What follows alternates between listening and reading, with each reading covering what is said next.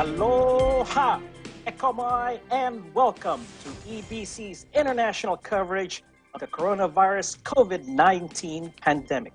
I'm Alfred Asenes, coming to you from the beautiful state of Hawaii. Yes, we are in the middle of the Pacific, where it is roughly 90 degrees Fahrenheit heat index. It's about 30 plus Celsius right now, so it's probably a good idea to stay indoors for now. As always, my fellow correspondents across North America are diligently standing by with their updates from their respective parts of the world. And in true Aloha spirit, we'd like to let Canada go first with Thomas Likeness in Alberta. Canada's Prime Minister speaks out against anti-Asian racism. Now, back here at home, Joji Carnate has reports on the Philippine Consulate General in Honolulu resuming their foreign service operations. We'll know more about that in a bit. And to the nation's capital, correspondent Imelin Ramos reports on Washington, D.C. mayors releasing guidelines on hashtag #ReopenDC. Now, let's go to the great state of New York, where we have Joanne Soriano. Hi, Joanne. Aloha, Alfred. Professional sports leagues begin training camps. New York State beaches open for Memorial Day. Then down south in Georgia, we have fellow anchor Philip Toledo. Vice President Mike Pence kicks off Memorial Day weekend in Atlanta. Over to the Lone Star State of Texas, we have Jane Rogel. FBI officially confirmed suspect in Corpus Christi Naval Air Station terrorism-related attack. Houston Water Park reopens despite Governor's Day. Going to Southern Nevada, Las Vegas, we have Lonnie Valdecantos standing by. Aloha, Alfred. Las Vegas is gearing up for Phase 2 reopening. In Southern California, we have Julian Simbulan. LA County continues to ease restrictions and opens businesses for second stage of roadmap to recovery. Now, Macy Membrera in Northern California reports on the state's Department of Education holding a webinar discussion on schools reopening. Plus, meet first-time parents in the Sunshine State of Florida who will share with us how terrifying having a baby may be during a pandemic, yet can also be so rewarding in so many ways. Also, now here's something familiar to yours truly. A Hawaiian dance instructor inspires her class to make colorful face coverings for frontliners and essential workers. But first, like we always do in our broadcast, we have to report on the latest numbers courtesy of Johns Hopkins University. As of 2 p.m. Eastern Time, May 24th, the number of cases of COVID-19 worldwide is now more than 5,300,000. This includes more than 1,600,000 in the US and more than 85,000 in Canada. Sad to say, this virus has claimed more than 343,000 lives globally. This number includes more than 97,000 deaths in the US and more than 6,000 in Canada. With that, we go to our live updates, and we start off with someone who doesn't need any introduction as he continues to update us on what's going on north of the border. Thomas Likeness from Edmonton. Aloha, Thomas. Aloha, Alfred. Good to see you at the controls again. Well, Canada's Prime Minister Justin Trudeau has taken aim at those who target people of Asian descent because of the pandemic. Trudeau says acts of anti-Asian racism have been on the increase in recent weeks. Over the past few weeks and months, businesses, buildings and statues have been vandalized. People have been verbally abused and physically attacked. It's unacceptable. Hate, violence, and discrimination have no place in Canada.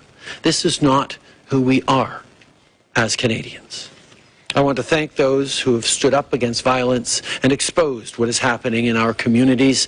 We need to speak out against racism wherever it is found so we can stop it. To Asian Canadians across the country, know that we all stand with you. We will not let hate divide us.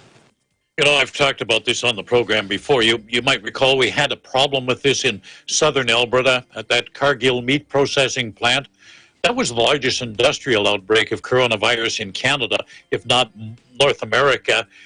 And because more than half the workforce at the plant was of Filipino descent, the Filipino community in that town, as well as other places, found itself targeted by bigots.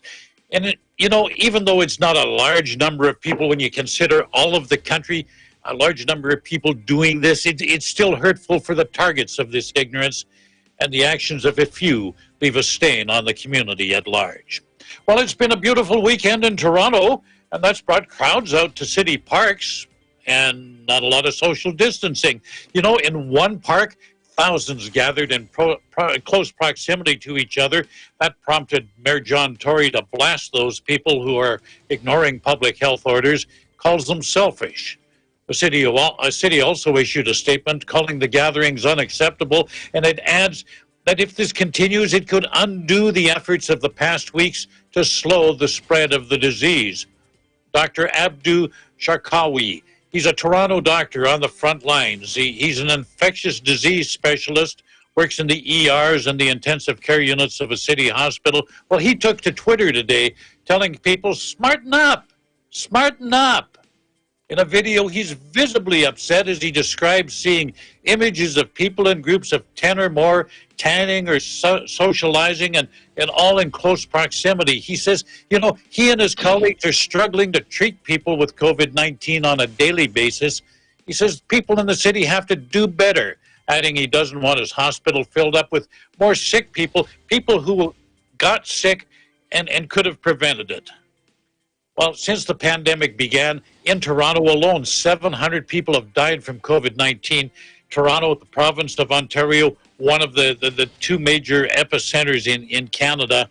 But it seems people there just don't get the fact that there's no treatment, there's no vaccine to protect them. The only thing we can do is keep slowing the spread of this down. And unfortunately, if they keep it up, it's only a matter of time before a second wave of the infection. Winnipeg, the infection is claimed about 400 jobs, about a quarter of the workforce at Boeing being given pink slips over the next couple of weeks. There's no market for Boeing's planes because airlines have canceled most of their flights, and the plants are just cutting jobs. Well, that brings you up to date from Canada. In the meantime, I wish you all good health. Take care of others. Take care of yourselves. Stay home, stay safe, and stay tuned to Eagle News for accurate and balanced coverage of the COVID-19 pandemic. In Edmonton, Canada, Thomas I. Likeness, Eagle News, we live in interesting times. I'm hoping, thanks for the update, Thomas, and hoping that the weather is warming up a bit. I know the last time we went on air, you were talking about snow. That was already back in April. Now, let me ask you this, though. I know you had reports last year about brush fires, not far from your vicinity. What's the outlook like as far as, the temperatures warming up there and potential for something similar this year? Well, if it keeps on like it has been, we've had a lot of rain over the last few days, so that'll keep the problem under control. But as we get into July and August, the really hot months, you get a lot of thunderstorms, and thunderstorms are kind of the major cause of forest fires in the far north of our province. It's a pretty sparse area in terms of population. So it's lightning strikes that's the big danger. The government's always vigilant. Certainly they're keeping an eye on things. That's great, Thomas. Now, before I let you go, I've been wondering about that thing on your screen. Some say it might be a prop. This monitor there.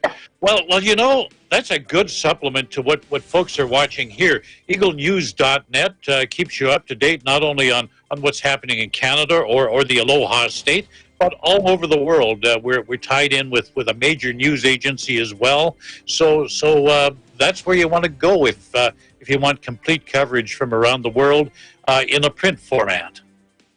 That's good to know, Thomas. Thank you EagleNews.net. Yes, EagleNews.net. You'll see me and Thomas more often than not. Thanks, Thomas. Thank you. Now, on to the Aloha State. Now, they're only providing limited services for now. The Philippine Consulate General in Honolulu resumes some form of normalcy in their day-to-day. Eagle News correspondent Georgie Carnate has more. Good day to our friends and viewers of Eagle News. I thank you for having me on your program today. Consul Grace Ann Bulos of the Philippine Consulate General in Honolulu describes to Eagle News the overall situation of Filipinos in Hawaii and American Samoa since the COVID-19 pandemic began in this part of the world. She also explained how she and her colleagues kept in touch with their fellow kababayans. As you know, tourism is the main driver of Hawaii's economy. The state government's decision to close tourism, compounded with the stay-at-home or the work-from-home orders, has affected a lot of our people who are employed in the tourism industry, including those who work for hotels, tourism sites, restaurants, and retail businesses. We have seen a massive loss of jobs and in turn an increase in the need for human services. The Philippine Consulate General communicates regularly with its contacts in the Filipino community either through email or mobile phone. With today's advancements in information technology, communication has become very easy.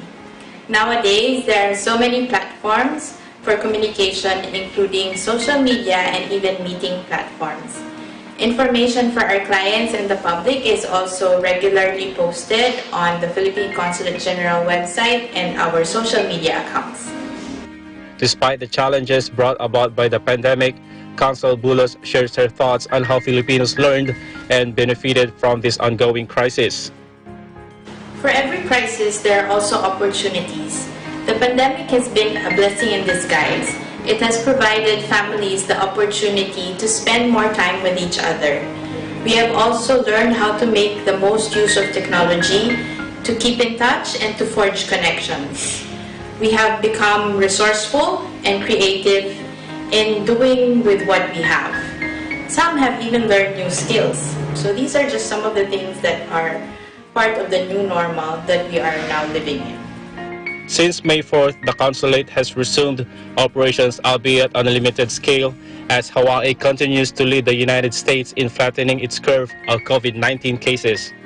We're the first Philippine Foreign Service post in the United States to resume operations. And the reason we were able to open sooner than the others is because the COVID-19 cases in Hawaii are not that high. And this is thanks to the government action, the early government action taken to help stop the pandemic.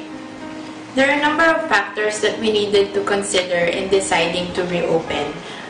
First, we need to adhere to the state directives to help stop the transmission of the coronavirus. Secondly, we are affected by things that happen on the ground in the Philippines. And thirdly, we need to protect our clients as well as our own personnel.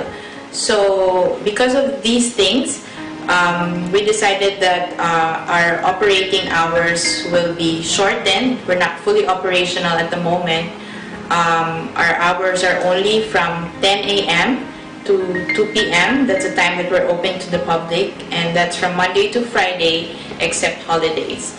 Finally, Consul Bulos expressed some optimism and pride for the Filipino communities amidst the ongoing crisis. Well, the pandemic is truly a challenge. Filipinos in Hawaii and American Samoa have remained resilient. and they have even found ways to volunteer and to help other people. The Bayanihan spirit is still very much alive. In response to the economic hardships and unemployment faced by Filipinos, the consulate last week launched Trabaho HI, an online Facebook page which seeks to connect employers and Filipino Americans job seekers. Reporting from Honolulu, Hawaii, Joji Carnate, Eagle News. We live in interesting time. Mahalo nui loa. Thank you very much, Joji, for that update. And we thank the Philippine Consulate General Honolulu and their colleagues all over the U.S. For making this report possible. Now, moving to the nation's capital, Washington, D.C. Mayor Muriel Bowser releases #ReopenDC guidelines. For more, here's Imelin Ramos. Thank you, Alfred. Last Thursday, Mayor Muriel Bowser of Washington, D.C. held a press conference and presented the recommendations from the Reopen D.C. Advisory Group. But before I tackle the details of the guidelines, let me show you where D.C. is now with regard to data. As of May 23, the district reported 144 new positive cases and 5 additional deaths, bringing the total of positive cases to 8,110 and 432 residents who lost their lives. Now, a few weeks ago, I described the Reopen DC Advisory Group that was formed to make recommendations for the reopening of Washington, D.C.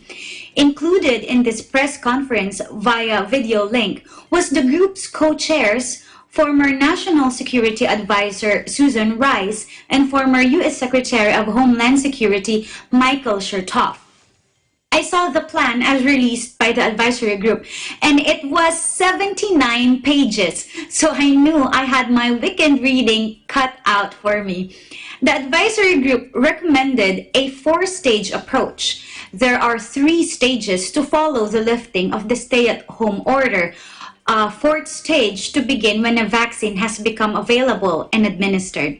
The plan states the following, quote, "Our staging recommendations have considered the benefits, risks, and trade-offs across the HOPE framework, weighing metrics of health, opportunity, prosperity, and equity. This recommended staging aims to restore livelihoods while infusing vulnerable communities with additional resources needed to reduce overall health risk." The plan goes into very specific details and how each stage should look for various activities and functions such as childcare, education, summer camps, libraries, museums and exhibits, places of worships, gatherings, gyms, parks and recreation, hotels, office spaces, construction sites, restaurants, government, and other industries. A lot of work and thought has gone into these guidelines. These guidelines come just a day before Dr. Deborah Birx, the lead coordinator of the White House Coronavirus Task Force, said in a press conference, quote, "The number 1 metro with the highest positivity rate is the District of Columbia, which includes Northern Virginia and Montgomery and Prince George's County." However, Mayor Bowser is targeting May 29th to begin the reopening and starting stage 1 if the district meets certain criteria.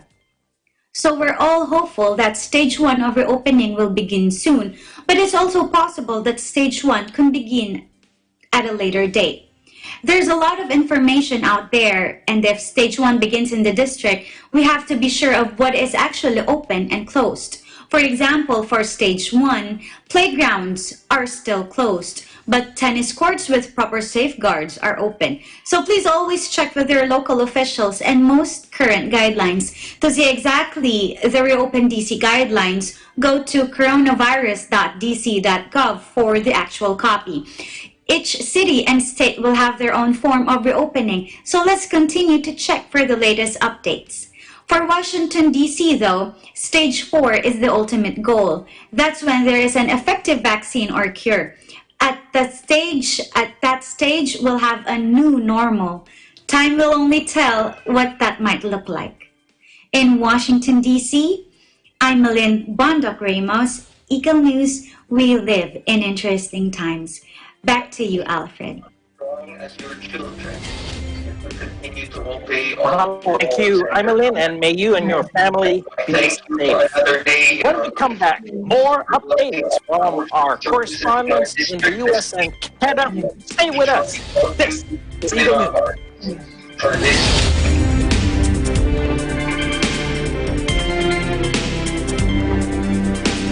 Iba't iba man ang pinanggalingan, iisa lang ang pinangahawakan. Ang pangarap na makilala sa kanilang larangan. Mas titindi pa ang performances ng ating mga TNG aspirants dito lang sa pinakabago at pinakamalaking talent competition ng Philippine Television. Ito ang...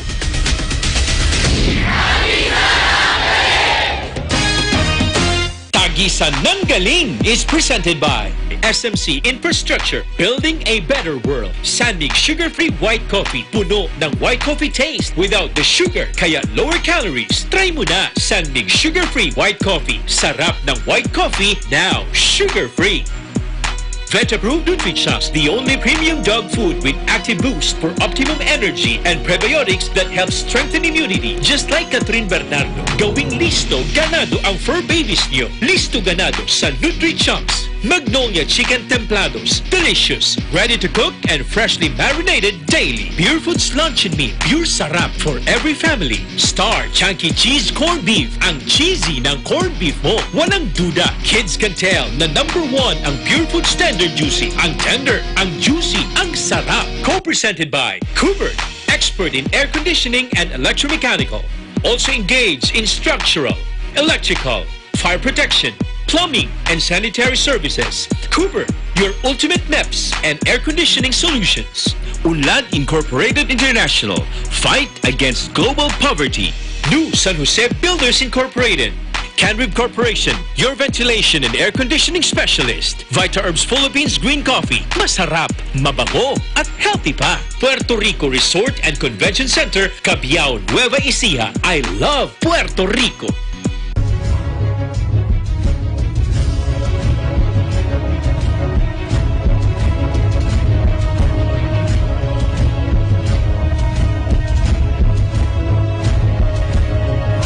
In participation with Rain or Shine Elastomeric Waterproofing Paint, colorful protection for your home. Matimco. Matimco is wood. Wood is Matimco. R Square Variables Incorporated, your trusted UPS supplier and UPS maintenance provider in Luzon, Visayas, and Mindanao. CompuZell Computer Services, ID card and lanyard manufacturer. Saisho International Trading Corporation, DN Steel, EMAC UPB Roof Corporation. Hey, Gretchen Ho here, and I'm a white coffee lover. Creamy kasi, and very yummy. Pero mas masarap kung hindi nakaka-guilty. Check my new discovery, Sandmade Sugar-Free White Coffee. Puno ng white coffee taste without the sugar, kaya lower calories. Try mo na! Sandmade Sugar-Free White Coffee. Sarap ng white coffee, now sugar-free.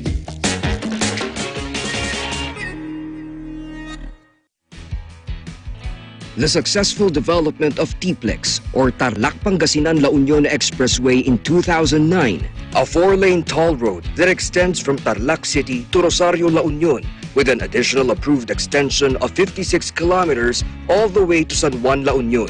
This is expected to reduce travel time to Baguio and other provinces in northern Luzon. Realizing the vision of creating a better world for Filipinos fueled the team's focus. Listo at ganado ang baby ko sa vet-approved Nutrichunks with active boost and prebiotics na pampalisto. Made with real meat, with essential nutrients to help them grow healthy and happy. Listo, ganado sa Nutrichunks. Ikaw lang ang star ng buhay ko. Para sa akin, perfect ka. Ibang klase ang sarap ng corned beef mo. Ang cheesy ng corned beef mo. Pag Star Chunky Cheese Corned Beef, sarap ng corned beef, inangat pa ng real cheese cubes. Kaya perfect ang sarap. Pag-star chunky cheese corned beef.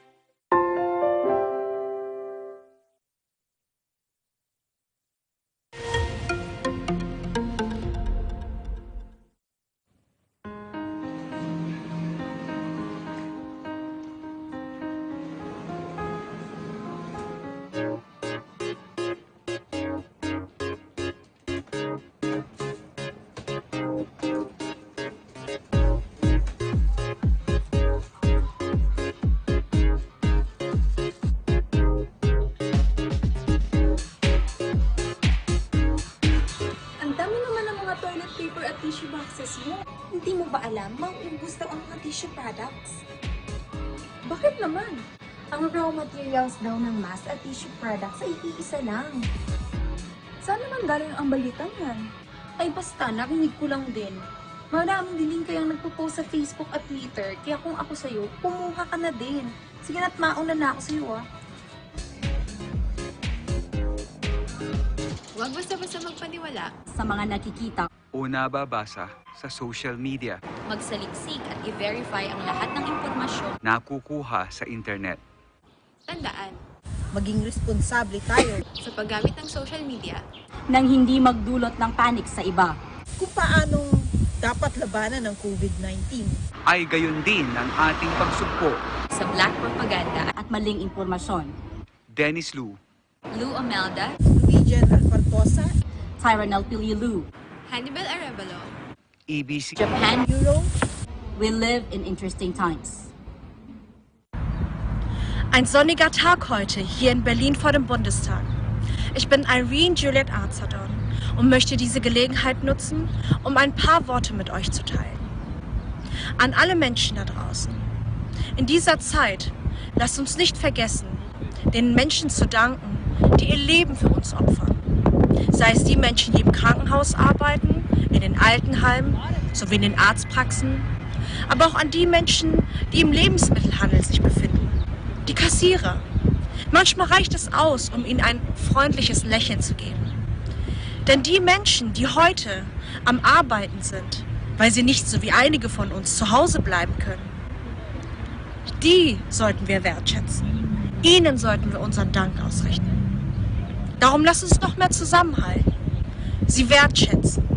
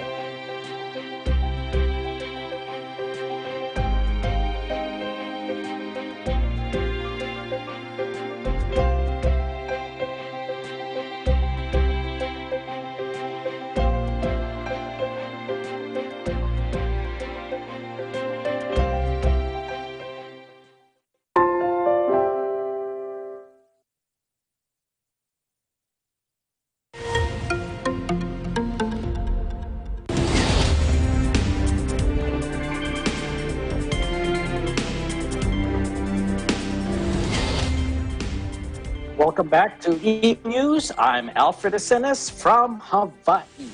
Let's go now to the Empire State of New York in the East Coast. Professional sports leagues begin their training camps, and New York State beaches are open for this Memorial Day holiday. Joining us is Joanne Soriano from New York City. Aloha, Joanne.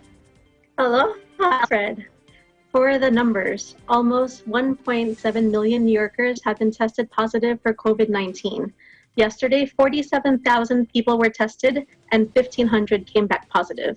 The total number of hospitalizations is down, number of intubations is down, and the new cases up a little bit on the rolling average, but they're all part of our current decline.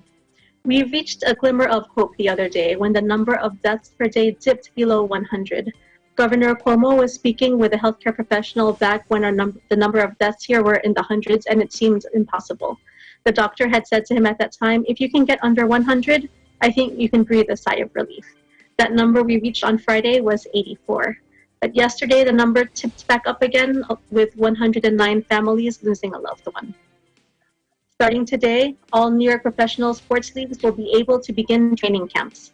Governor Cuomo believes that sports can come back without having people in the stadium or arena. He said, we want people to be able to watch sports to the extent people are still staying home. It gives people something to do. It's a return to normalcy, so we are working and encouraging all sports teams to start their training camps as soon as possible, and we will work with them to make sure that can happen, end quote.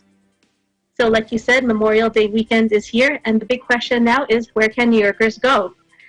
Well, city and state beaches are open, but with major restrictions. State beaches will allow swimming from 9 to 5 p.m., no group contact activities like volleyball or football, and limited to 50% capacity. In New York, and yes, there are beaches in New York City, like Coney Island in Brooklyn, Orchard Beach in the Bronx, and Rockaway Beach in Queens. In New York City, there will be no swimming, as there will be no lifeguards on duty, no sports, no barbecuing, no concessions. However, visitors are allowed to walk on the boardwalk. They can walk on the sand, sit in their chairs, but they must observe social distancing, and they must wear a mask if they're close to other people. So the beaches outside of New York are worried that New York City's dwellers will head out there and take over their beaches. So some of them have already blocked off their parking spaces or made permits mandatory. But to give some city dwellers hope and more space to move, the Open Streets Project announced 13 more miles of streets to be closed to cars and open to pedestrians this weekend. So currently there are 43 miles of streets open, more than any other city in America. In New York, Joanne Soriano, Eagle News. We live in interesting times. Back to you. Mahalo, and thank you for that update, Joanne. Now, just for our international audience, this holiday coming up, actually tomorrow for us, is Memorial Day. And, you know, it might be confused sometimes with the other holiday in November, which is Veterans Day. I was wondering if you can just quickly give an explanation of the difference between those two holidays. Yes, I'm actually glad you asked because I had to look it up myself. So according to history.com, Memorial Day is an American holiday observed on the last Monday of May to honor the men and women who died while serving in the U.S. military. It was originally known as Decoration Day, and it became an official federal holiday in 1971. So many Americans observe Memorial Day by visiting cemeteries or memorials, holding family gatherings, and participating in parades. Unofficially, it also marks the beginning of the summer season. Veterans Day, on the other hand, pays tribute to all American veterans of all wars, living or dead, but especially gives thanks to living veterans who served their country honorably during war or peacetime. That's great. That's good description, Joanne. Before I let you go, I recall that you had some reports about flybys there and some of your neighbors clapping. I'm especially curious, if we could take a sneak peek, at the balcony out there, what's the vibe right now? I know it's dark out there, but just give us a description of what's going on there. So my balcony is right here, right next to me. It's very dark, but you can see my neighbors are still awake. But next time I'll do my report from outside so you can take a look. But today at 7 o'clock, the clapping was actually really loud, which was surprising because usually on the weekends it gets very soft because people actually head out of town even though they're not supposed to. But it was loud today and it was nice. It's very heartwarming, and more people are coming out. And I know which people are usually out because where their windows are, and I know which people tend to come out and clap. So when I don't see my regulars, I'm a little bit sad. I'm like, where are they? Well, that's good to know. And just to give us our partners across the continent and idea where to visit and where to get a nice view of the city. We'll just stop by your place one of these days. Absolutely, you're all welcome. We won't fail. We won't all fail. We'll probably just take turns with it. Well, thank you, Joanne, and you take care of yourself, please. Thank you, Alfred. Moving on to the great state of Georgia, where U.S. Vice President Mike Pence kicks off the Memorial Day weekend at the capital city of Atlanta. Joining us is Philip Toledo. Philip. Aloha, Alfred, and thank you so much. As we just now we know the difference between Memorial Day and Veterans Day, and that's good because it is Memorial Day weekend. And for better or for worse, things in Atlanta are starting to feel a little bit more normal. This past Friday, to kick off the weekend, we had a special visitor, the Vice President of the United States himself, Mr. Michael Pence.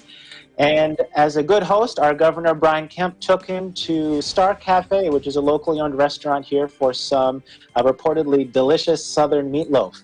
Now, after that, the Vice President addressed the crowd and the reporters there and praised Georgia for, quote, setting an example to the nation, and told the reporters, quote, I think history will record that Georgia helped lead the way back to a prosperous American economy.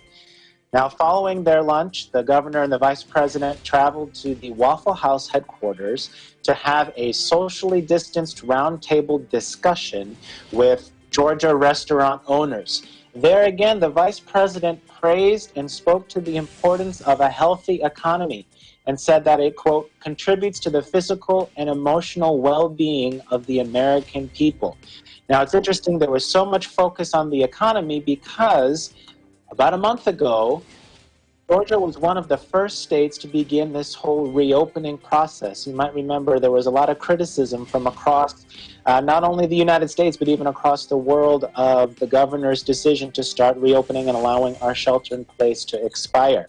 Now we're about a month later, the Georgia Department of Public Health is reporting approximately 43,000 total positive COVID-19 cases with approximately 1,800 deaths. Now, all of this is happening after the end of April and beginning of May. We were seeing a downward trend in our new cases on a daily basis. But within the last couple of days, unfortunately, that trend has pretty much reversed itself. And I think I spoke in one of my prior reports about how the previous 14 days, there's a lag in the data being reported because it takes so long for test results to come back in. So before all of the data in the last 14 days has actually been finalized, we're already showing an upwards trend in the new cases added on a daily basis. Now, because data has been such a challenge during this whole pandemic, we don't really know yet if this is just an increase in new cases or maybe it's because we're just doing a lot more testing. In spite of all of this, Atlantans they're tired of sitting at home. It's the holiday weekend. The weather is starting to mirror that of our friends there in Hawaii. And people are going outside. Outside this weekend, I saw a lot of people wearing masks, but just as many that weren't. And it's really important for people to remember, as the numbers are starting to trend back upwards, that just because it's warmer, it's a holiday weekend, everyone's been cooped up and they're looking forward to some time outside, the virus is still here. We still have to be careful and we still have to take precautions. And hopefully this upward trend in data that we're seeing, it's because of more testing instead of more cases of COVID-19 just in general. But we'll have to stay tuned and see what happens there. In Atlanta, Georgia, Philip Toledo, Eagle News. We live in interesting times.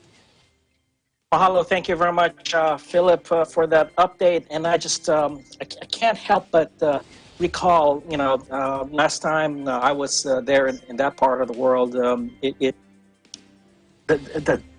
weather in the South is just, it's something that you won't be able to forget anytime soon.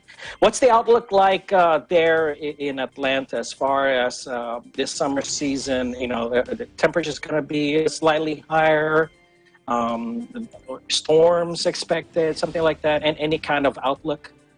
Yes, so it's been interesting. The weather in general across the United States, I feel like, has been a little bit out of the norm the last couple of weeks anyway. Finally, now it's starting to get really warm here at the end of the month. Usually the beginning of May is when it starts to get really hot and humid.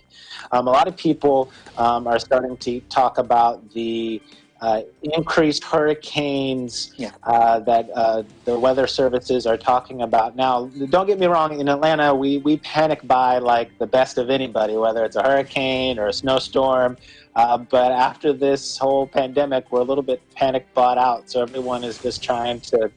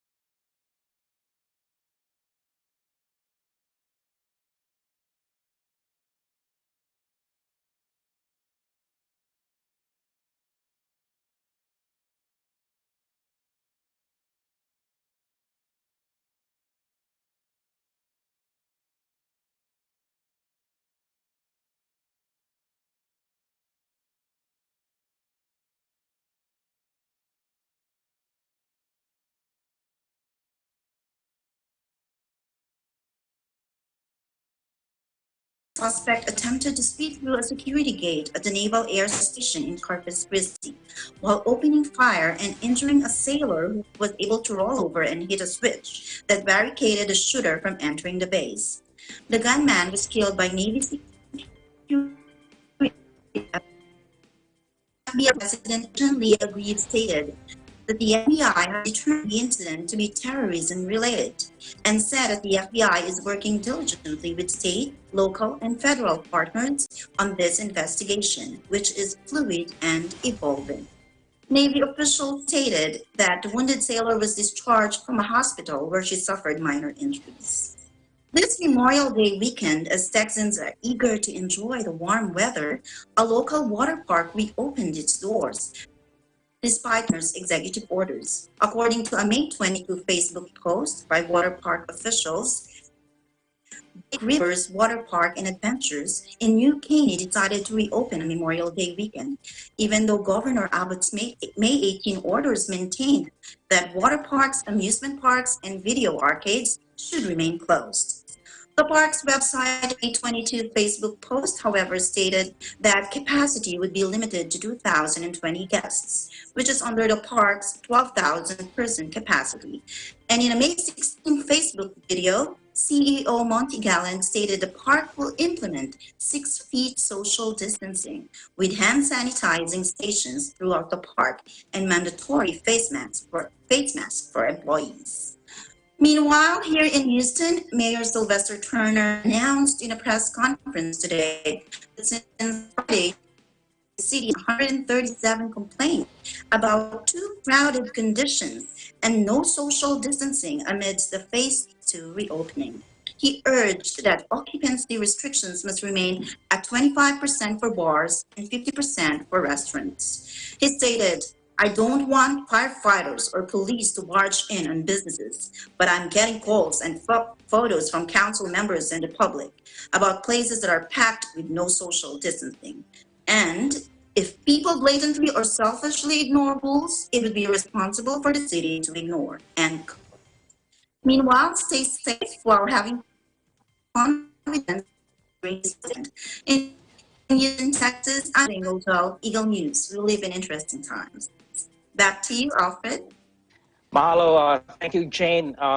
Assuming also the school year there has ended, so there's probably more time for the kids to spend with families. Assuming things would be on the road to some form of normalcy there in the Houston area. I mean, what do you look forward to? Once some of these restrictions ease up. Well, first of all, I'm glad that this coming Tuesday, I think TPS would open and I'll be able to get my driver's permit because I've been waiting for that. The last time I went there, it was closed. And there are so many more exciting stuff. I mean, teaching is fun, but I'm looking forward to baking more and cooking more for my friends. And I think I also have to prepare for the next academic year, since we don't know right now if we're gonna continue with a distance learning platform or we're going back to the regular school. So we're still waiting for further instructions from our district. Good to hear, Jane. And yes, we're looking forward to some baking to go with my coffee. Yes. Thank you, Jane, and I'll take care of yourself. Yeah, you too. Be safe. Thanks, Alfred. Further west to Hawaii's ninth island, Las Vegas, which is gearing up for Phase 2. What is this all about, Lani Valticantos? Tell us more. Aloha to you, Alfred. Yesterday marks the second week since the reopening of Phase 1 took place for the state of Nevada. And according to the COVID-19 tracking project, which is based off the metrics provided by the Nevada Department of Health and Human Services, the percentage of positive cases has averaged between 7 to 8% in the last week. Compare this to 13 to 15% back early last month. It does look very reassuring as we are now in the single digits. But a quick recap of the statewide standards as outlined in the Roadmap to Recovery Phase 1 included: Number 1, face coverings are strongly encouraged in public and when around persons from other households. Number 2, maintain at least 6 feet of social distancing per person for non-household members at all times. Number 3, Nevadans must continue to limit public and private gatherings to 10 or fewer people unless those individuals live in the same household. Now, I can't speak true or false for number 3, but I've observed that only about half are wearing face coverings now in public places, and the 6 feet of social distancing in the stores are not being followed as strictly since there are more people out shopping. Maybe it's possible that this is all due to today being part of the Memorial Day weekend. In addition, there are more people not only on the roads, but also in additional businesses that recently opened. What looked like ghost towns a little over 2 weeks ago now are open air malls, restaurants, and more places have more people traffic. With the popular shopping during this long weekend, I've also noticed retail stores are limiting the amount of consumers in their stores. Several national discounted retail stores, such as Ross, Nordstrom Rack, and Burlington, which opened this past week here, are allowing for 50% capacity in stores. So that's somewhat reassuring for shoppers, but waiting in line outside the stores must be worth the wait for some of these shoppers. I wanted to see what the people thought about the reopening situation. Here's what they said. And on my own opinion, I'd rather not. Reason being, because I don't think it's really safe to go yet at this time or in a few weeks. Because my wife and I, we do own a nursing home, and for the safety of our patients, basically, and on a business aspect, we don't really want to get them infected with this COVID-19. Well, my wife and I, we went around, went shopping, grocery and things like that. I noticed there's a lot more traffic on the road, a lot more people going around doing their own thing and not basically wearing masks or gloves. And that, to me, I feel insecure. As a matter of fact, I was in a grocery store and this lady was just about a few inches away from my face without any mask. And a good thing I'm wearing a mask, I feel the lockdown has been effective as far as the virus not spreading and seeing businesses not operating to full capacity with people maintaining social distancing from one another at this time. Imagine how the situation would be right now if we didn't do anything and there was no lockdown or social distancing. The whole city, Las Vegas, would probably be in the hospital, who knows. But I feel that we have to function again as working people. Our country didn't get this far with able-bodied Americans or Asian American like me, sitting idle at home, collecting a steady government check. We need to get out there to function, work, and produce. And I have faith in God that everything will be okay. So in the meantime, while waiting to be called back to work, practice self-care, stay happy, be kind to yourself and to others. Right, Slush? Now, according to a press release from 2 days ago, Nevada Governor Steve Sisolak announced he will be holding a press conference on Tuesday, May 26, to discuss Phase 2 reopening, as outlined in Nevada United Roadmap to Recovery. Will this include opening of the resort hotels on the famous Las Vegas Strip? Not without approved reopening plans to be submitted for review at least 7 days prior to the targeted date. In addition to this, there will be a workshop for state and local health safety officers to give an update on their COVID-19 response measures related to the resort hotels following the governor's press conference on Tuesday. Before I let you go, Alfred, here is the latest on our metrics. According to the COVID-19 tracking project, we have almost doubled in the total number of tests in the last 2 weeks, from almost 59,000 to just a little over 100,000. And as of noon today, there are 7,770 positive cases and 392 deaths. In Las Vegas, Hawaii's 9th island, Lani Valdecandos, Eagle News, we live in interesting times. Mahalo, Lani. I just noticed our fellow correspondents their eyes just lit up when you mentioned that one discount store where you say yes for less. You can just sense the anticipation. Yes, Memorial Day weekend marks a very popular shopping time for Nevadans, and I'm sure all across the nation. So a lot of our retail stores are starting to open, but like I said, it is to the 50% capacity. And so social distancing is still being observed. Yeah, I noticed here in the Aloha State, these national department stores, where service anchors in these large malls are not open outright. They're still waiting, for I guess for their corporate headquarters to get the go signal. But I'm curious as to your program with you and Anna. What can we expect on the next episode of Vegas Now? All right, so Vegas Variety is our newly launched talk show where it's just basically us girls chatting, myself, Anna, and other co-host Christine, where we talk about happenings around Las Vegas and other places. But look out for our newest episode coming up, talking about the new normal in dining.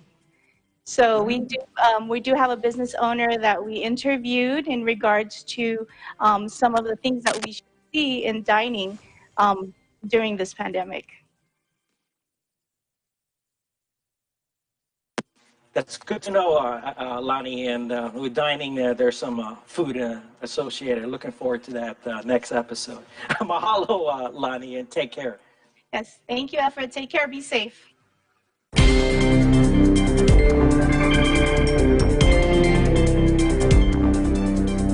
Iba't iba man ang pinanggalingan, iisa lang ang pinangahawakan.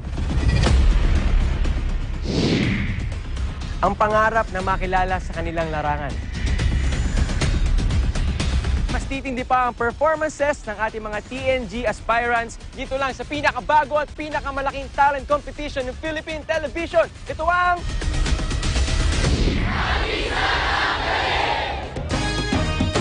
Tagisan ng Galing is presented by SMC Infrastructure, building a better world. Sandig sugar-free white coffee, puno ng white coffee taste without the sugar, kaya lower calories. Try mo na Sandig sugar-free white coffee. Sarap ng white coffee, now sugar-free. Vet-approved NutriChocs, the only premium dog food with active boost for optimum energy and prebiotics that help strengthen immunity. Just like Catherine Bernardo, gawing listo ganado ang fur babies niyo. Listo ganado sa NutriChocs. Magnolia Chicken Templados, delicious, ready to cook and freshly marinated daily. Pure Foods Luncheon Meat, pure sarap for every family. Star Chunky Cheese Corned Beef, ang cheesy ng corned beef mo. Walang duda, kids can tell na #1 ang Pure Foods Tender Juicy. Ang tender, ang juicy, ang sarap. Co-presented by Cooper, expert in air conditioning and electromechanical. Also engaged in structural, electrical, fire protection, plumbing, and sanitary services. Cooper, your ultimate MEPS and air conditioning solutions. Unlad Incorporated International, fight against global poverty. New San Jose Builders Incorporated. Canrib Corporation, your ventilation and air conditioning specialist. Vita Herbs Philippines Green Coffee. Masarap, mabango, at healthy pa. Puerto Rico Resort and Convention Center, Cabiao, Nueva Ecija. I love Puerto Rico.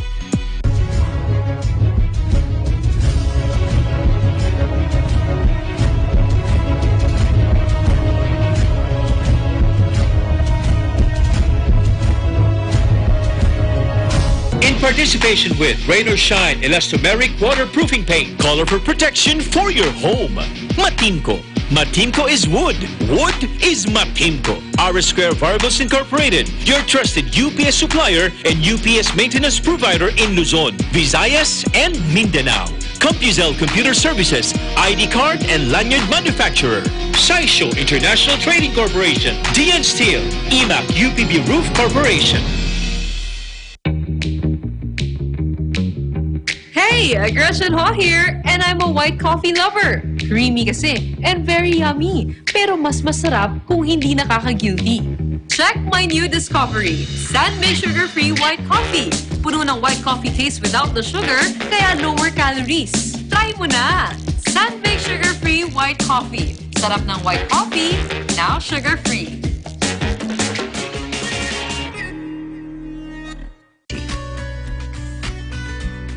Star Tollway is a 41.9-kilometer highway that stretches out from Santo Tomas, Batangas, all the way to Batangas City.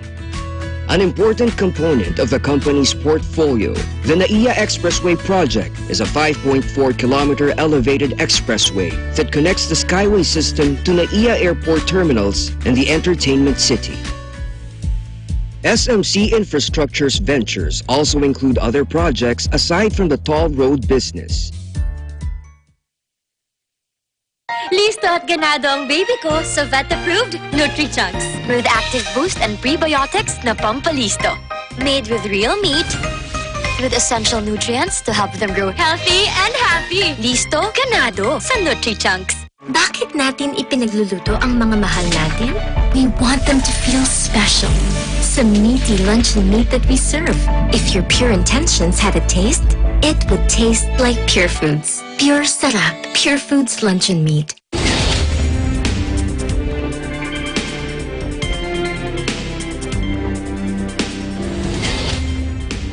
Welcome back to Eagle News. I'm Alfred Necenas from Hawaii. We apologize for the technical difficulty earlier. Joining us again is Julianne Simbulan out of Southern California, where LA County continues to ease restriction and sets the stage towards recovery. Julianne, aloha.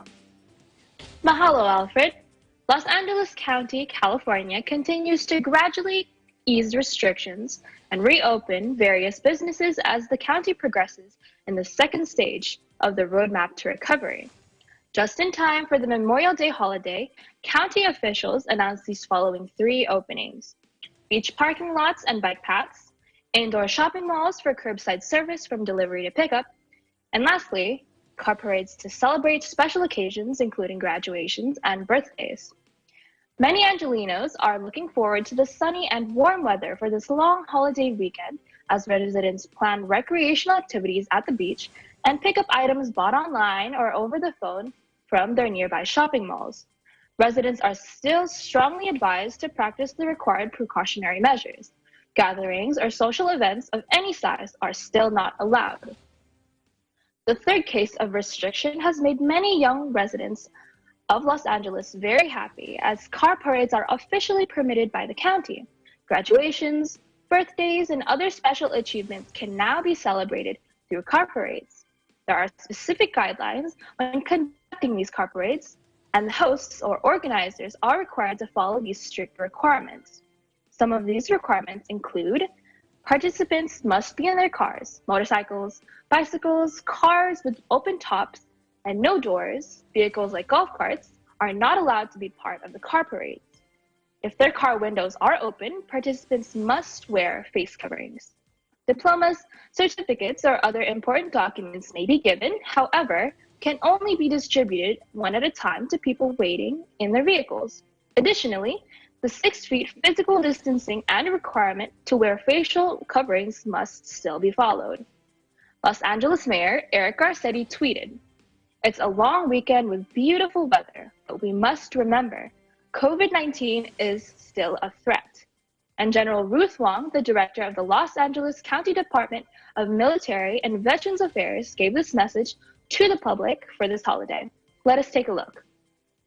This Memorial Day weekend, as we honor our heroes who made the ultimate sacrifice, we are tasked with making some sacrifices so that we continue slowing the spread of COVID-19.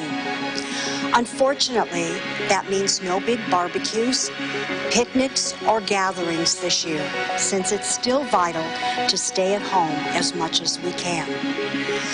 We can protect ourselves, our loved ones, and our community by practicing 3 simple steps: washing our hands regularly, wearing face coverings when we go out, and following recommendations for physical distancing. Being mindful to keep 6 feet of space between ourselves and others when we're out. While we can't come together in person this Memorial Day weekend, there are plenty of opportunities to help lift up our community and honor our fallen. As of the latest update, Los Angeles County has increased with 1,032 newly reported cases and 41 new deaths. The total number of the confirmed cases is now 44,055, with 2,090 deaths, according to the Los Angeles Public Health Department. In Lancaster, California, Julianne Simbulan, Eagle News, we live in interesting times. Mahalo, Julianne, for that update there in Southern California. And you mentioned those car parades, and similar to what's going on here, especially with high school graduations, where you have these graduates in their cars or with their families picking up their diplomas. Is that a regular thing that's going on in your neighborhood? Have you seen one in person? For myself, I actually have never experienced one, but however, I can hear them. At first, I was a little perturbed with the honking and shouting outside, but then I figured what was happening and realized that all the commotion was actually just people celebrating a graduation or a birthday. These things are happening more often, so yes, this is the new normal, at least for now. Well, that's good to hear, and you stay safe there. And I know it's getting warm there, especially in the Valley area in Lancaster. So stay safe there, Julianne. Thank you. Thank you. Let's move on now to Northern California, where the Department of Education holds a webinar discussion on schools reopening. Macy Membrere from Sacramento has the details. Macy. Thank you. Now, as the current school year comes to a close, many are thinking about what will happen to the next school year. In response to this, the California Department of Education held a webinar to discuss safe reopening for California schools. Chief Deputy Superintendent of Public Instruction, Dr. Stephanie Gregson, informed the public of different approaches that have been discussed in order to provide instructions to students with a heavy emphasis on health, safety, and mental well-being of the staff and students. In this discussion, there were also panelists in various positions of education from different areas in California who expressed their thoughts and ideas with schools reopening. One of which was the superintendent of the San Diego Unified School District, Cindy Martin, who expressed the reality with distance learning and how it doesn't work for all students. She also expressed how the needs for students should be at the forefront. Let's listen to what she has to say. Even on its best day, distance learning doesn't work for all students. It just doesn't. It truly disadvantages our most vulnerable students. There's no learning from home for our families without a home. We know this. Our state knows this. So right now, the current budget plan is a recipe for more distance and less learning. That's why we joined with Los Angeles, Long Beach, San Francisco Unified, Oakland Unified, Sacramento City, and 40 districts here in San Diego County alone to say that our students deserve more. This August, we want to get back to schools and we want to go back safely. We want to open for families every day because that's the only way our parents can get back to work. We want to maintain social distancing because the way this virus impacts our young people is still largely unknown. So social distancing is important. Now, from an educator's perspective, Erica Jones also brought to light how students deserve and require more support, especially when schools reopen. Erica explains more. We have to look at how are we going to meet the best needs of our students, right? And really uplifting our most marginalized, most vulnerable students. How are we going to meet their needs with less, right? So this is actually the time for a major investment in our students, where our students become the priority of this state. Class sizes have to be lowered in order to abide by social distancing, right? We need counselors, we need nurses, we need personnel that are going to help maintain a safe school community and school buildings, right? And this means not only not laying off educators, but also education support professionals. It takes a village to educate a child. It really does take a village. And right now we should be looking at how do we actually uplift and support that village, knowing that during this crisis, our kids have been through so much. They deserve more right now. They deserve more support, and they're going to need more support. And the social emotional well-being of our students and the educators who are part of that village, I think that should be our priority as we're having these really difficult and complicated conversations about what school will look like when we reopen. Another key point brought up by the president of California School Employees Association was the need for collaboration, not with just educators, but with all personnel working for the schools. Let's listen. And like I'm saying right now, we all need to be able to work together at this time to make sure that we are all doing what we need to do to keep everybody safe. And, it's at times like these that heroes come to the forefront. It's at times like these that we all need to shine. And, opening a school isn't the job of one person at the school or the job of one person in a school district. It should be a combined effort from everybody. And the best laid out plans and the best plans for opening the schools are going to come from those school districts that include everybody in the planning. Now, in the coming weeks, a reopening guidance document will be made, keeping in mind all the concerns and ideas voiced out by many individuals on ways for schools to safely reopen. Superintendent Thurmond closes out with this message. The impacts of the pandemic are unrelenting. And as you heard from Dr. Chavez, we've got to think this through for the long haul. And with safety being our guidepost, we've got to think about how do we also provide a quality education to all of our students.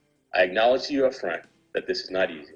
I acknowledge to you up front that there is no simple playbook for how to do this, but that through our collective efforts, we will provide the best thinking informed by science and healthcare professionals and others to really provide the best thinking about how we do this together. We have to. We have no choice but to rise to face this challenge because our students deserve the opportunity to still receive a great education, even in the face of this challenge. And California is rising to meet this challenge. We have more to do, but we can do more together, and we are stronger together.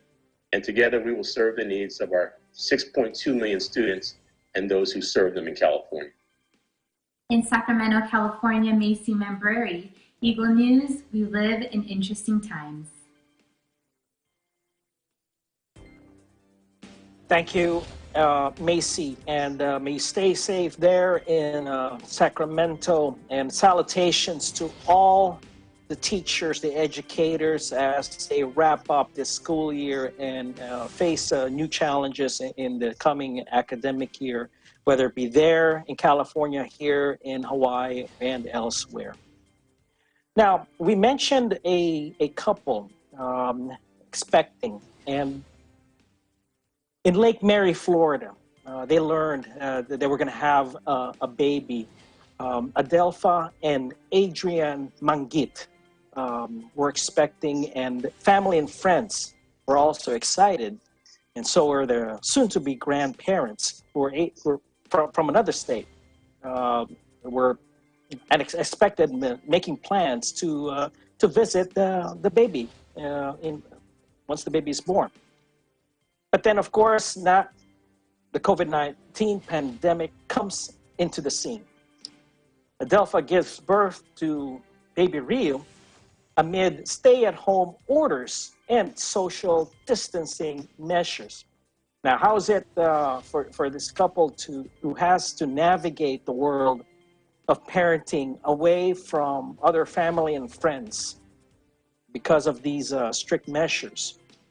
Our correspondent from Central Florida, Melissa Potes, has this story. In June of 2019, Adelpha May and Adrian Mangwit found out that they were going to become first-time parents. Excited for this new chapter in their life, they made all the necessary preparations.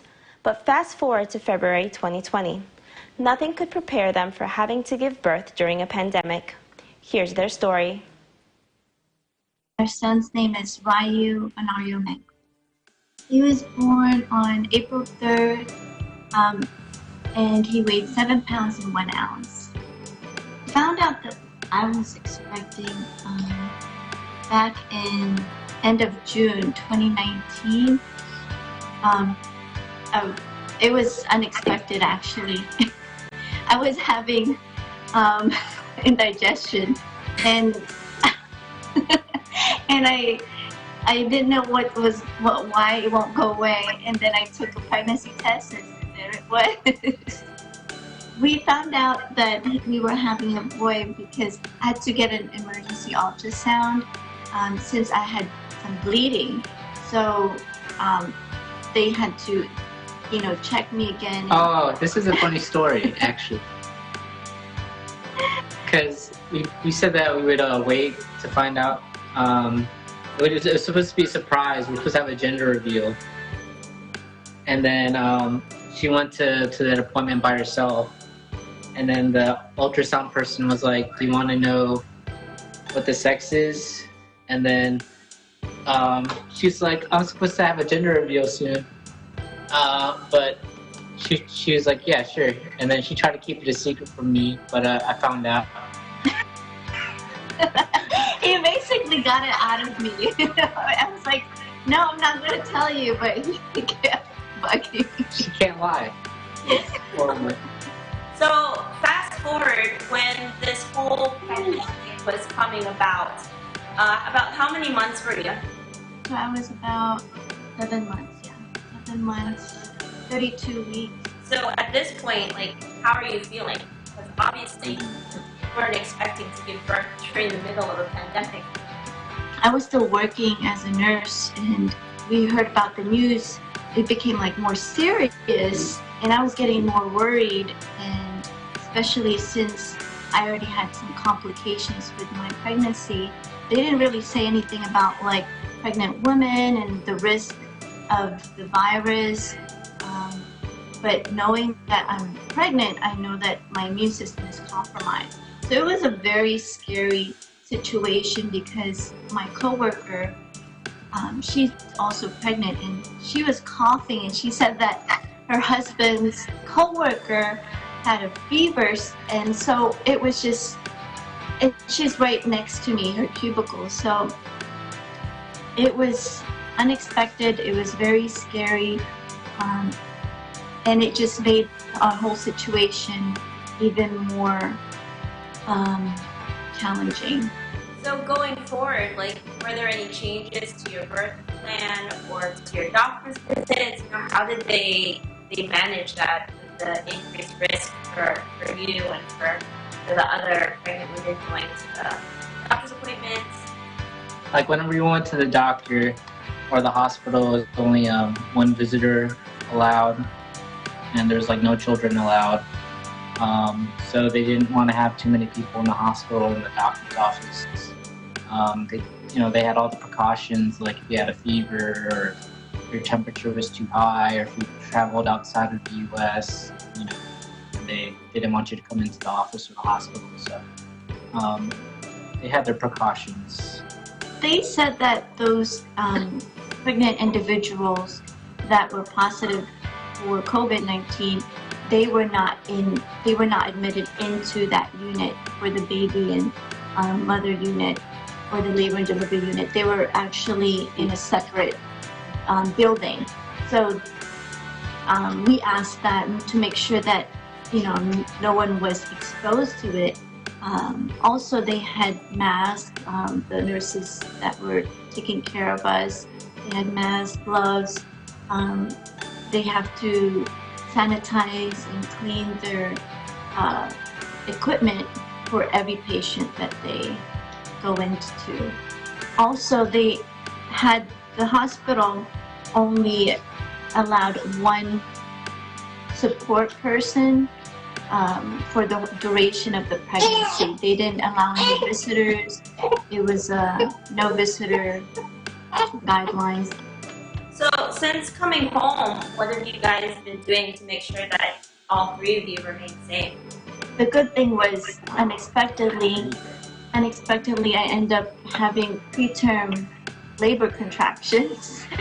So 2 weeks before they were going to induce me, so the doctor instructed me to just stay home, and so I stopped working already, and that worked out a lot because I was anxious about having the baby or me exposed to the virus before he was born. And they already gave, when I was having preterm labor contractions, they gave him some medication to help his lungs develop because of all the issues that was going on with the COVID-19 in case he was delivered preterm. So, but luckily he wasn't preterm. He was delivered at 38 weeks.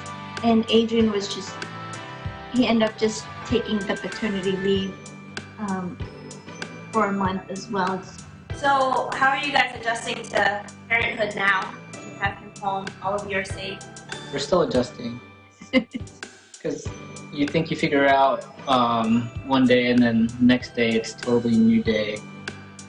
So we're still trying to get used to the schedule. Mostly it's just the sleep, and then the constant dependence of the baby, eating, changing, going to sleep, finding out, what cry means what, trying to, give all your attention to the baby. So still, it's definitely just adjusting every day. But there's pros and cons to the situation with the pandemic, because we're able to stay home, and then we're able to spend more time with our son, and also, with the pandemic, it's kind of like just spending time with him, quality family time, and he's a good distraction with everything all the craziness that's happening around us.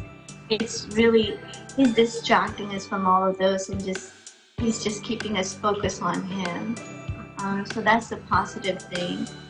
Of course, the negative things about it is that our families and friends can't really, our families and friends can't really visit us, so it's tough too, because we're new parents and we're planning to have our family to help with the baby, but since with the risk involved with the COVID-19, we can't really have families and friends come visit him, so we just had with FaceTime and Zoom with our friends to see him. He was definitely born at a time that was very difficult for the whole world, because this was a global pandemic, and a lot of a lot of deaths has happened in the highest deaths in history, in American history, but he is the light to us in this difficult time. He is our greatest blessing and our beautiful distraction during this crazy time. While we continue to navigate our new reality, the birth of baby Ryu reminds us that life still goes on and to find something or someone that brings you joy in each new day. In Orlando, Florida, Melissa Potas, Eagle News, we live in interesting times. Mahalo, Melissa, and congratulations, Adelpha and Adrian, and anyone expecting and who've given birth this past couple of months. Be safe, hang in there. Congratulations. Up next, we'll meet a dance instructor who inspired her class in making protective face coverings for frontline essential workers. Stay with us. This is Eagle News.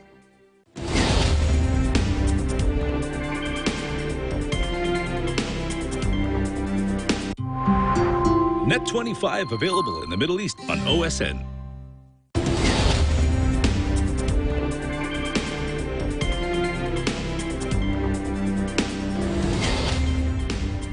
Hello again, Alfred Business, come to you from Honolulu, Hawaii. Carolyn Leilani Arwood had to move her Hawaiian dance class to online sessions because of the situation that's going on right now. Like non-essential businesses ordered to halt their regular operations due to the pandemic. Today, let's find out how her Hawaiian dance class, aside from resuming lessons, decided to make good use of their time and skills to provide some pre-loved dance costumes. Let's take a look. Aloha, my name is Carolyn Leilani Arwood. I live here in Corpus Christi, Texas. My profession is dancer. I'm a professional dancer, teacher, instructor, and choreographer. My business is Aloha Luau's, and we are an educational and performing Polynesian hui.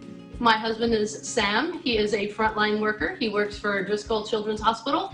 And I also live here with my two kitty cats. I have Lapu, that's Hawaiian for phantom, because she has a little mask look on her face, and Kolohe, because when we got her a kitten, she was a rascal. Before the pandemic, my daily routine was a lot of working from home. I teach my classes, obviously at the studio in the evenings, but I did a lot of my work from home. So my daily routine, usually preparing for my lessons, studying, coordinating all the shows and performances that we do, as well as making and maintaining the attire that we wear for all those shows. So before the stay-at-home was even issued, I made the decision for us to be responsible and safe, and that was my main concern, was the safety of my dancers, and made that decision ahead of time to go ahead and move our classes to an online site. Sometimes we have internet issues where our signal is coming out back and forth. We have maybe some sound issues, and those are pretty simple to deal with as long as we just have patience and work through them. The kids have actually schooled me on how to do some of the technological things that I didn't know how to do. I think one of the things I look forward to most is us just being together again. It's so nice to see everybody and be together each week still when we see each other on our screens, but it's not the same as the energy and the love and the spirit that we all bring and share with each other when we're there. My husband's on the front line working. What can I do? Well, I have more time at home. And I chose to, because I have a sewing machine and the ability to make masks. There was a need for it and I was getting a lot of calls. So I took that challenge on and decided to do that.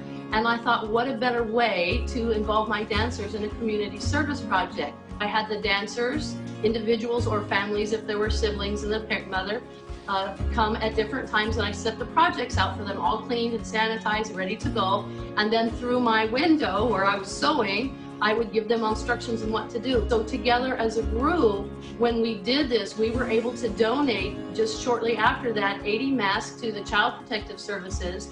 We donated 30 to the Corpus Christi Rehabilitation Hospital. I sent them to Tripler Medical Center in Hawaii on request of a friend. And when it came together and they saw the masks and the amount of masks that we together had made as a whole, and we were able to donate them and bless other people in this time of need. We have made many masks, the dancers and I. We've got a lot of Hawaiian prints, and that's what I started using originally because I've got a lot of them left over from some of the attire that we make. Prints, and all of these masks, the dancers had their hand in making. We've got, see, nice Hawaiian prints, got another one there, some nice, this was a shirt that was cut up that was my husband's that shrunk, so we put it to good use, repurposing it. And of course another print from one of our costumes. Okay. So we're making a lot of fun masks, and where we live here in Corpus Christi, being on an island, a lot of people live on the water canals and a lot of people don't. Let's have something fun instead of something looking surgical, right? Let's wear those masks out there and make it fun and make it enjoyable for everybody to look at if you're going to be looking at it. One of the other things that we are working on, as I thought it would be fun, is we're going to do a COVID-19 hula blues. How could we make this into hula to document our history of the time that we're going through? So we're putting that together. And I even asked the dancers to come up with their steps for it. And I'm going to share with you the ideas that they came up with that I will work with them and we will all put together to be our COVID-19 hula blues. We're going to start with our basic model, okay, our basic step. Okay. And the movements that we talked about, first one that I got from the students was working from home, which for most of them now, yes, is on their computer, on the internet, and parents working from home. One of the mothers is a teacher, and she's adapted to working on her computer and having her virtual classroom. The next motion that we talked about was somebody talking about, I'm eating more because I'm staying at home, okay? The other thing we talked about was spraying with cleaning products, cleaning down our surfaces, right? Like wax on, wax off, cleaning our surface. Of course, washing hands was something that somebody remembers as their hands get dry and chapped. They're going to remember for quite a while the hand washing that we're doing. And then, of course, one of the big things that we're still hearing that's important is social distancing, keeping apart, okay? And that is some of the movements that we're preparing for to put into our dance. And one of the things I chose to wear this u'umu'u is because this is one of the dresses that we wear for performing, and I am making the dancers masks out of the same fabric. Now, if you can see it here, got the two kinds of masks, the shape ones and these. And for this, as we do our COVID-19, of course, masks has been a big part with a lot of people wearing them and still continuing to wearing them. So that will also be a part of our COVID-19 hula blues appropriately to have the masks. Get to match their mu'umu'u. How many people have that? Pretty cool, right?